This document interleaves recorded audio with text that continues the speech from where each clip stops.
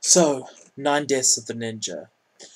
Well, it's often regarded as the absolute worst ninja film ever made, during at least the 80s ninja boom, and that is including all the films of Godfrey Ho. Yes, this is worse than that. It's a movie with its good points and its bad points, but all that really matters is that I paid $15 for it at my local store, and I feel completely ripped off, and now I'm out for bloody revenge, so let's get into this. Even the production company's logo irritates me. So yeah, we start off with a pretty racist caricature of the world's most dangerous terrorist guarding a bunch of bushes in the middle of bloody nowhere. And then, just as you're about to slip into a narcoleptic coma, the good guys bust in and kill all the guards with the aid of the world's most powerful smoke grenade and a quick tap on the shoulder. It's okay guys, if the professional Ray Charles impersonators that happen to be acting as terrorists here didn't see the yellow smoke grenade, they're surely not going to see you. So the heroes quickly and pointlessly synchronize watches, and then it's time for an action scene. Cheesy bombastic action music? Check. Ripping off Kojak? Check. Shogasugi? Check. I guess we have everything we need. I guess it's time to detonate the conveniently placed charges then.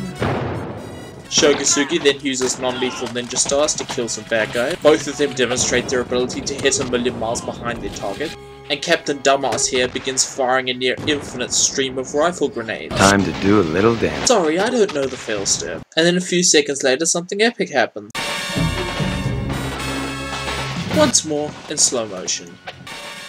And there we go, the most epic hat putting on scene in all of history. So a bit later on, some more generic bad guys who don't appear to be firing a single shot get blown up by Rambo McNades here. And the bad guys now make the completely rational decision to use their rifles as melee weapons. And I mean, after the first guy failed, wouldn't you be a bit more hesitant to try? And it's also a good thing to point out that General McFailure here hasn't fired a single shot, thus using his rifle for anything but its intended purpose.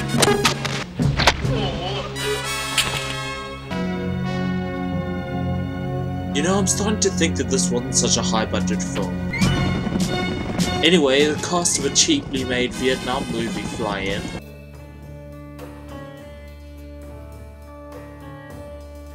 Can you picture what will be?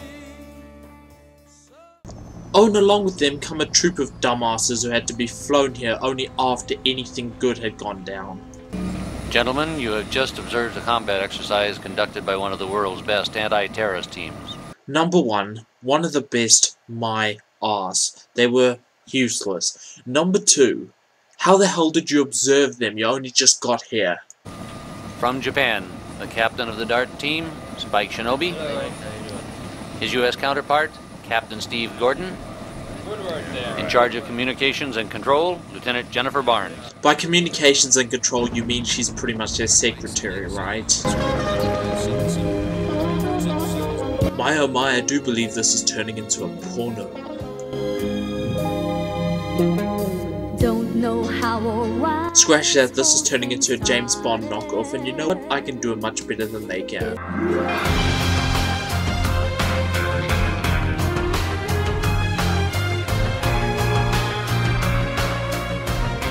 So once all that unfortunateness is over with, a bunch of people are about to get on a bus, and of course there's some awful acting to go along with it. And this must be Mr. Perkins. And who do we And have of course here? we're introduced to the kid, Hi, Amanda. who'll probably have something awful happen to her, You're in for a big treat today. You'll see.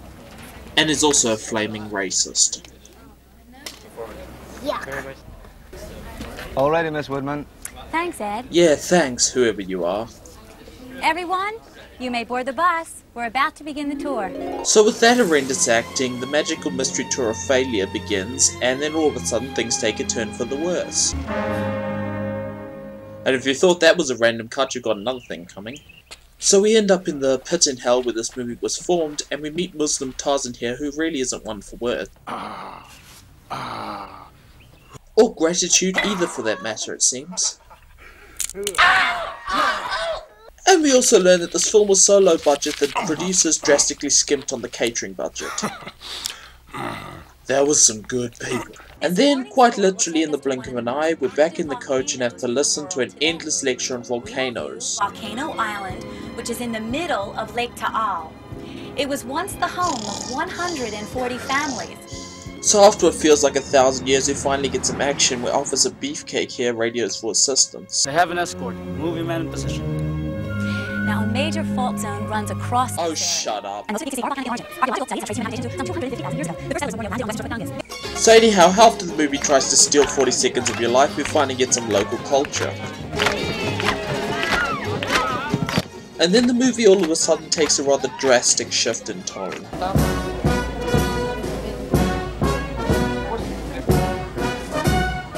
Congratulations, I guess. And then of course a completely unsuspicious guy couldn't be the movie's villain wheels past. And then just as the movie's starting to bore the piss out of you, things get interesting. Our Lady of Pillars was Or maybe not. No, just kidding, all hell breaks loose. Yay, free rifles. And then all of a sudden we had the worst overacting in the history of cinema. I am Colonel Honey Hump. Well, you've certainly honey humped the art of acting. The first one of you suckers that gives me a problem gets turned over to him. And this is Dr. Wolf. I'm guessing he collects stamps? He likes to cut people open to see what they had for breakfast. I was so close. Move it! And then all of a sudden we're back at some undisclosed building, and by the way, if you thought Hump's acting was bad, wait till you get a load of this fucker. We're in deep trouble. Alert my men and have them ready to roll in 5 minutes. I'll inform the ambassador. Man, Tommy was so cold. He's got a part for you in his next movie. So yeah, we're in America, and the point of this whole thing is basically to say the DART team from the beginning of the movie is going to the Philippines. There, I saved you a couple minutes. Anyway, it keeps going, and we find our heroes lounging poolside. And just when things are starting to get boring, Sho Kosugi has a wigged out ninja vision, which also coincidentally happens to be the world's slowest montage. Nah, screw it, let's kick this up a notch.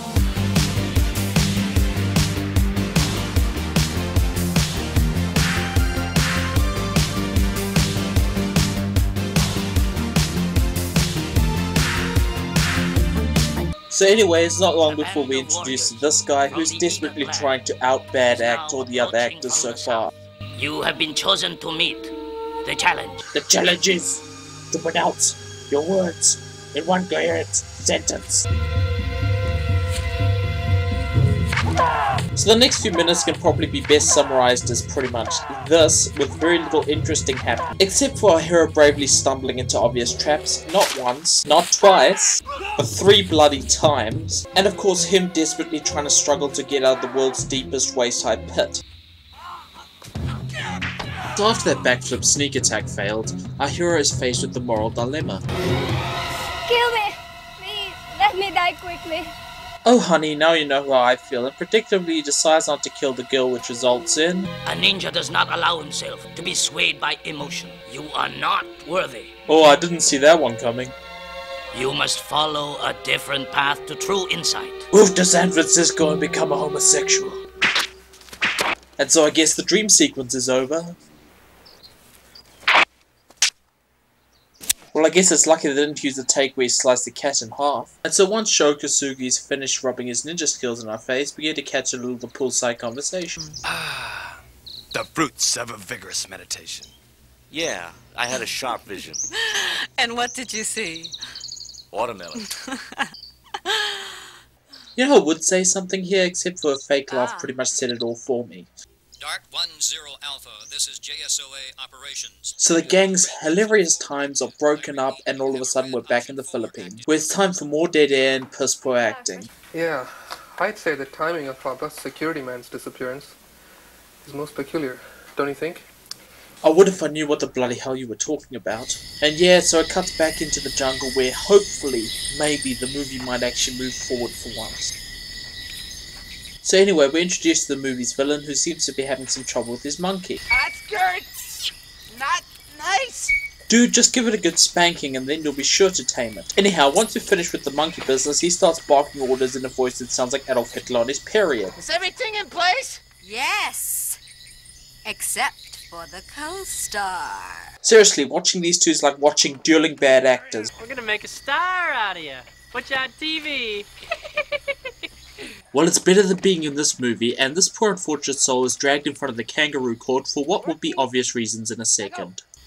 I am the commander of the forces that took control of the embassy bus. Yes, we know this already. As you can see, the passengers are unharmed. Anyway, so what goes on here is that Gerald Schmittler here decides to make a huge speech and a couple of demands. He has two demands. The first one is that that giant Muslim guy gets let out of jail. The second one is that all the DEA personnel are kicked out of Southeast Asia. Anyhow, shortly after he makes these demands, the little recording session ends the only way it could. With the death of a minor character that nobody cares about. Oh, how terrible. And seeing how the movie is feeling in a jovial mood, it decides to play a rape scene for laughs.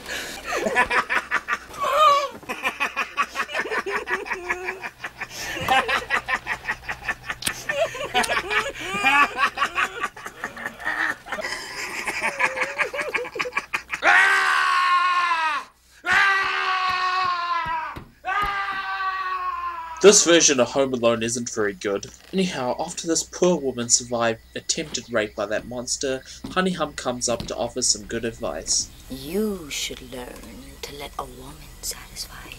Well, when you see one around, Honey Hump, please let me know.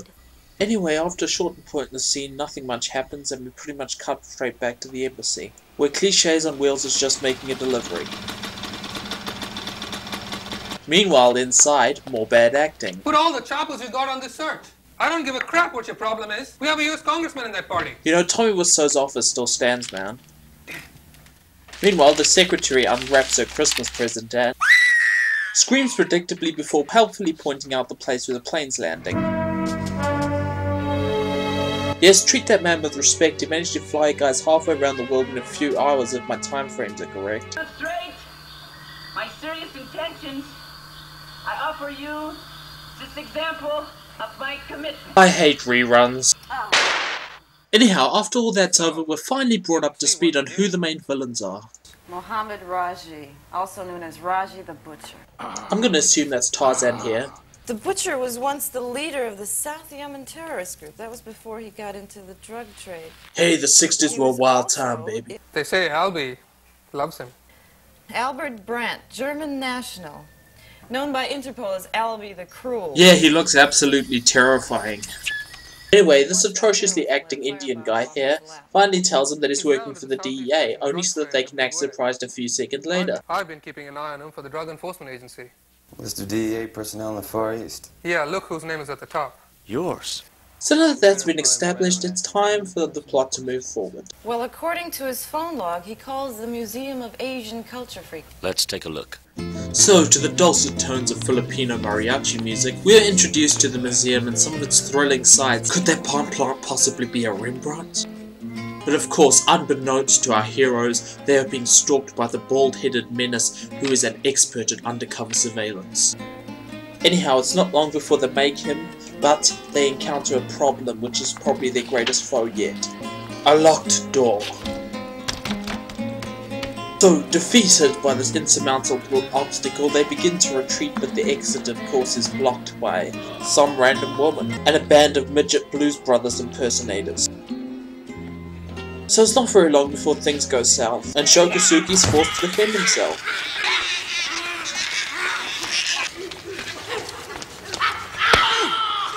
So anyway, once Sho's finished having his ass kicked, then it's time to get back onto serious business. Yes, that bad guy just did commit suicide by jumping into a cardboard box. And just when you think things couldn't get any stupider, Sho Kosugi offers this line. That was his last jump. No kidding. Anyway, after such an eventful day at the museum, we end up back in the forest, where Albie's barking orders in his pseudo-German accent once again.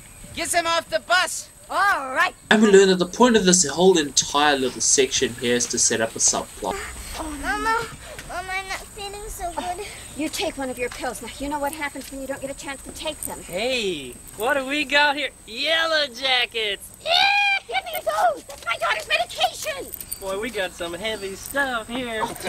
Hey, don't take those. The house is the director supposed to direct this thing. And so the scene wraps up with a little more provocation from LB. I've never seen such a pitiful group of hostages before. And some more amateur dramatics. Mom, I'm sorry, Mom.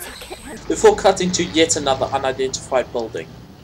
So once inside what I assume is a hotel, the gang all discuss what they're going to be doing for the evening. Having lunch with Miss Lee. I think I'm gonna take a hot bath and go to bed. I'm gonna buy some lollipops. So while Captain Jackoff goes off to get laid, Well, hello. the other two busily try to explain away plot hole. And the people at the museum? Albie's drug runners. And so newspaper man, who is actually a spy, makes a report back to the guys in the jungle. Albie ain't gonna like hearing this. Oh, what happened? Did the What Fascist magazine cancel its subscription?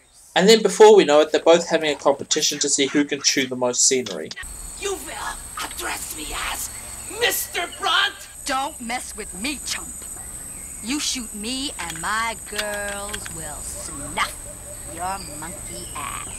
No need for all this hostility. Well, I guess she wins. Anyway, Albie the Useless is then informed of the Dart team's presence and has the predictable reaction. Neutralize them! Jeez! Anyway, it's time for another hostage to be killed, or at least I assume he's killed, and the way this one is chosen is that big asshole rapist finally finds a guy who he thinks lit his ass on fire. Here's your geezer.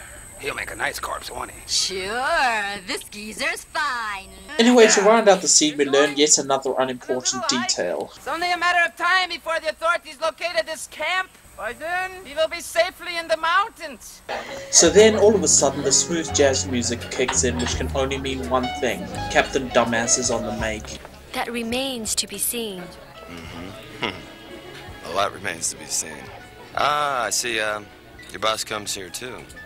Yes, lunch here quite often. It's where he used to perform before getting a part in this movie. So after she goes to powder her nose, totally not Shokasugi disguised as an old man comes in, and then the racist bull-headed wonder takes a seat. I see. You like Asian girl. You nasty American. I no like dog meat. Well, if you don't like duck meat, order something else. Anyway, a fight gets started. Pig's ass. And Shokasugi unleashes some grandpa foo on these young whippersnappers. Yes, just hobble away, they'll never figure out it's you. Anyway, back inside, Baldy and Captain Dumbass are both having a slug out, and then it's time for a little more grandpa foo, which ultimately results in the capturing of a prisoner who will be tortured for more information later. And of course, as they're leaving, Captain Dumbass doesn't waste any time in putting the moves on the girl who he came here with. I got a, tracking beacon taped to my leg. Using my radio, I can home right in. Wow, remind me to try that one sometime. Anyway, back in the jungle, the hostages are forced onto a death march before enjoying some more local culture.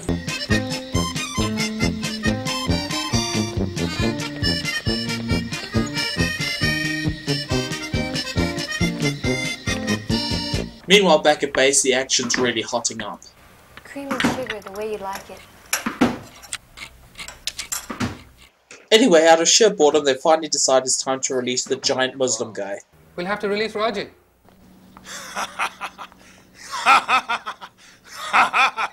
Seriously, does he ever say anything else? So we soon learn that Raji is not only mad, he is also stupid because he begins strangling his driver for no apparent reason.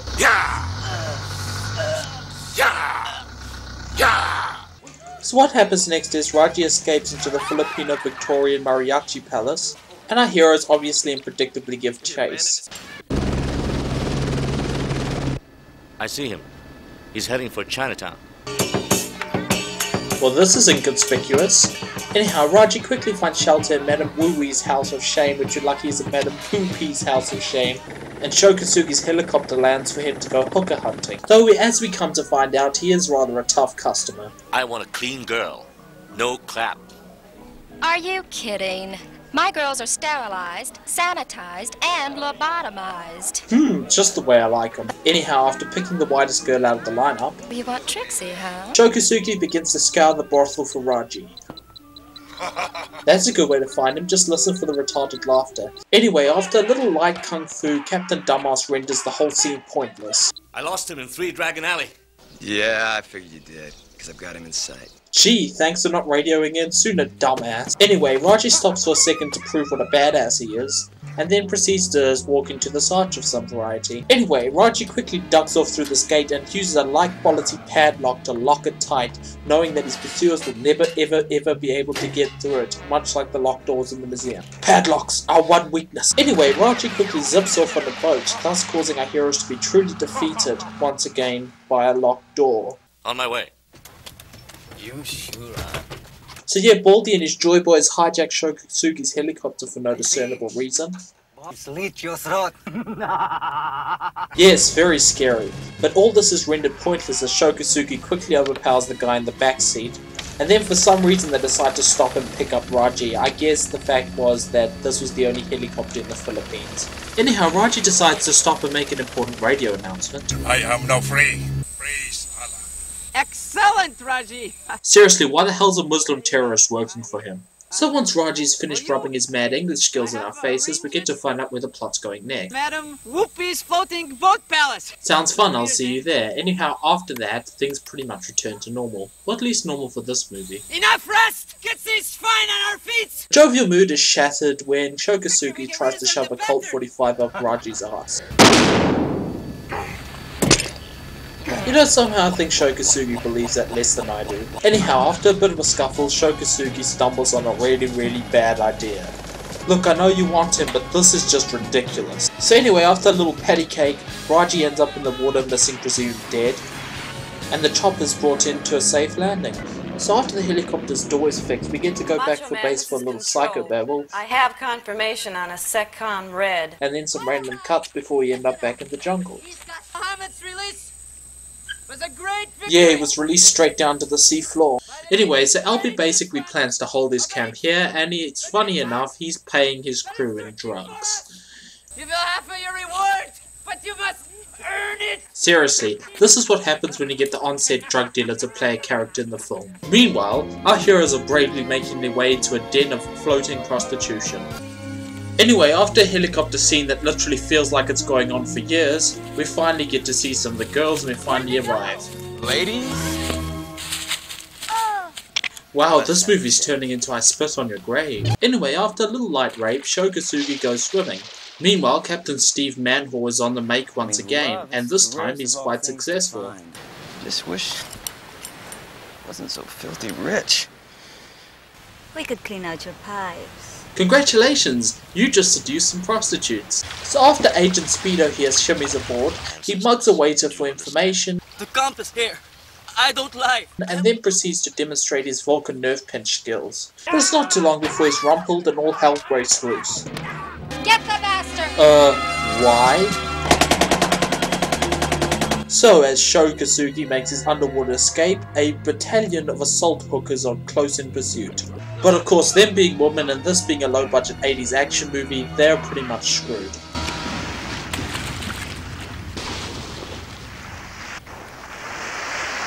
Could have done with some help there, dumbass. So after Dumbass is finished trying to be clever, You always were a sucker for violent types. it's his turn to give some technical babble speak. Radio of the Jamalik VOR, 45 Nautical, BME outbound. Anyway, we catch up with the army who are planning the final assault on the crazy German. So we find out that Secretary Rod over here is actually evil, has been working for the racist baldhead. Die, American bitch! Not. And who is apparently still a racist.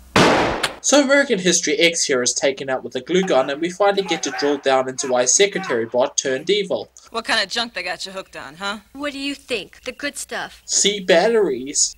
So anyway, with that mystery solved, we get to roll out and have us a 80s military montage.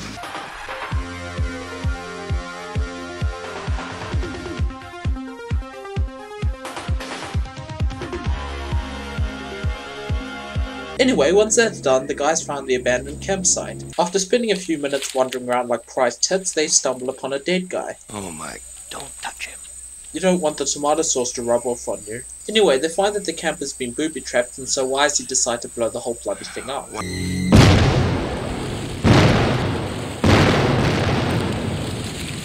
And while the jungle continues to burn, Albie is watching from on high. Oh, I do hope that was painful for them! So once she's finished playing second fiddle to Herr Schittler here, she decides to give what can only be described as one of the greatest inspirational speeches of all time. I'm talking hair. I'm talking heads. Pig heads. Anybody brings me back a pig head gets one of my girls for half an hour. Huh? You like that? Yeah. Certainly words to die by there. Do you understand? Pig head!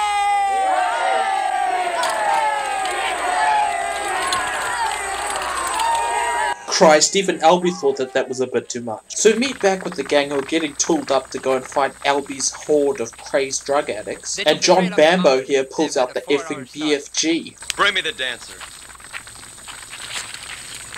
Christ, the only way you could compensate more would be to shoot that thing out the window of a McLaren F1. And so the next few minutes consist of pretty much exactly what you'd expect in a low-budget 80s action movie.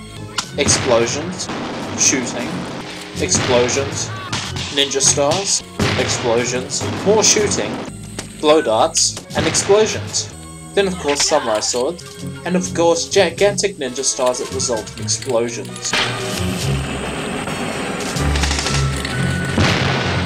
So after all that's done, Honey Hump's pretty much left to die. You guys! You dirty guys! Come back here!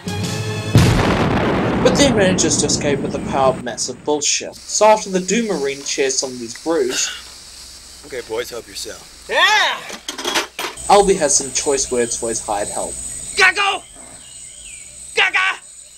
Bakatare! Dumkafteristas! And so while Shokatsugi is maneuvering around like a pimp, we get our second rape scene, oh joy. So lucky for us, he's interrupted halfway through. Tell me about the cave. And the woman is guided to safety. We're here to help you, okay? Oh, thank God.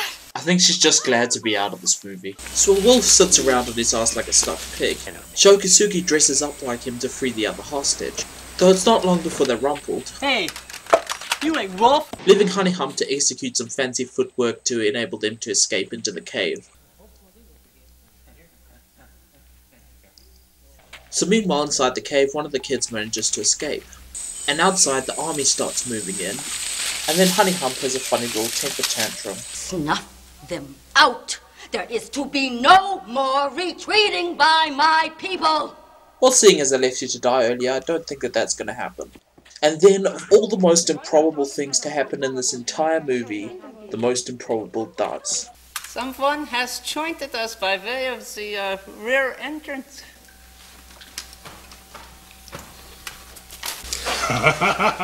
No. No, you can't tell me that this guy survived falling out of a bloody helicopter, managed to swim to shore, and then find you guys here in the mountains. That makes no bloody sense. But seeing as nothing has made sense so far, I guess we'll have to roll with it. And then just when you thought things can get more surreal, Prince here has a mini freakout.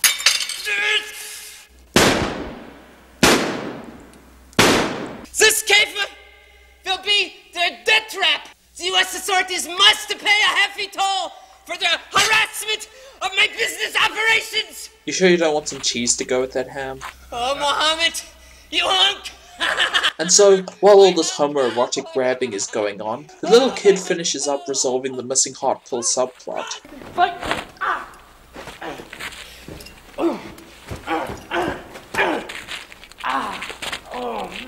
Mission accomplished, I guess.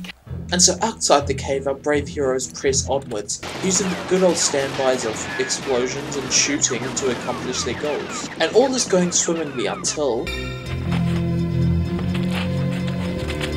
You've got to be kidding me, Albie hired ninjas? With the searing pain of that stupidity still fresh in our minds, we get to see the little kid kick some generic soldier's ass. So anyway, the kid returns the pills before Shokatsugi is almost crushed by a rock fall. But no time to rest now, it's time for a ninja battle. Oh wow, that was really deceptive. So the generic ninjas do what they do best, dying.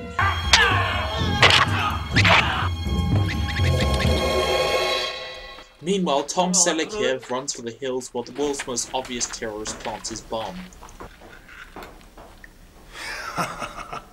Meanwhile, Major Dumbass has managed to find his rocket launcher again. Fire in the hole. Good work almost causing the cave to collapse in on itself, Dumbass. Watch out! So yeah, Dumbass gets hit in the shoulder because Shokasugi's reflexes are so fast that he can actually hit the arrow coming in but couldn't hit the second one, so the ninja could reload the bow quicker than he could actually reflect the arrow, which is rather weird. So while Dumbass gets the sedatives that he so healthily deserves, Shokasugi swears revenge. And then all of a sudden, it's time to make the generic ninja pay for minorly inconveniencing one of his friends. Needless to say, it doesn't end well for the generic ninja. And also, in case you forgot about it, there's a generic bomb to deal with. All I can say is cut the red wire, dude. Look out! You guessed it, before he can deal with the bomb, this huge, gigantic, hulking Muslim man machine has to be dealt with first. And seeing as this is a guy who can actually catch a bullet with his hand, you are gonna need one hell of a force to kill this guy. So Shokasugi does what any logical person would do. He gives him the Battle Royale special. Oh man, I think his turban caught fire there. And since they seem to shut Tarzan up, I think it's about time that all the hostages got freed. Though one of the hostages does say something that actually is probably going through all our minds at this point. I can't believe it. I thought we were never going to get out of this alive. Anyhow, in the blink of an eye, it's all the way back home for the happy ending. Oh, you know, it was good of VJ Rankin to lend us the house for rest and debrief. Or it would be, You know, except we're for from some prison. uninvited He guests. offered us his congratulations.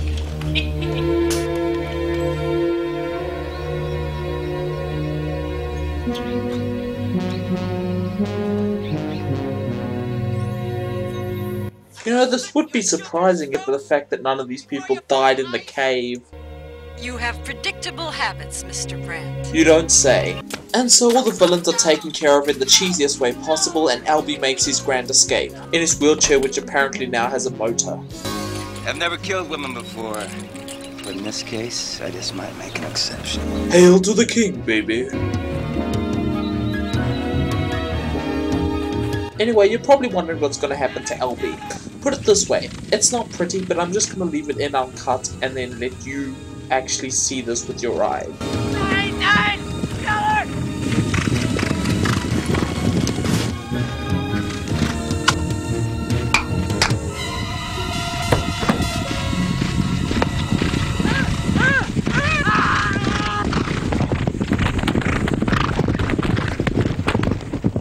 So a crippled man was just trampled to death by horses. Hooray, I guess. So Dumbass is apparently onto the fourth woman in this whole movie. Well, I guess she wasn't racist after all. Some things are trained to take advantage of every situation. And with that, he begins savagely mauling her, while Shokasugi gives the kids lollipops to distract them from the spectacle, and with that the cheesy ending music starts. Don't know when or where. Oh, what do you know, Dumbass had a name. Well anyway, it's time to do the post-mortem, and I'm afraid the test results have come back 100% positive for fecal matter in the water supply. The main problem that this movie has is the fact that all the good content is stuffed in between filler. It's like having the good B-movie cheese stuffed between two completely tasteless pieces of cardboard. I mean, I seriously don't want to go into how much footage I had to cut out. I mean, it had its high points, you know, like the midget fight and all that stupid shit. But on the other hand, I had to literally chop whole spaces out of dialogue. It was painful. So the bottom line is here that this is just a really bad ninja film. It's like a good ninja film with a whole lot of bad bits shoved into it. So the good ninja film bits are just scattered out and there's not enough of them. So really, at the end of the day, if you want a ninja film, go to Godfrey Ho. Get yourself some Ninja Terminator, get yourself some P.O. Kirby, and just be done with it. Don't subject yourself to this water torture. Anyhow, it's been me, DangerMouse1337, riffing for your enjoyment, and I'll see you people next time. Until then, happy sailing.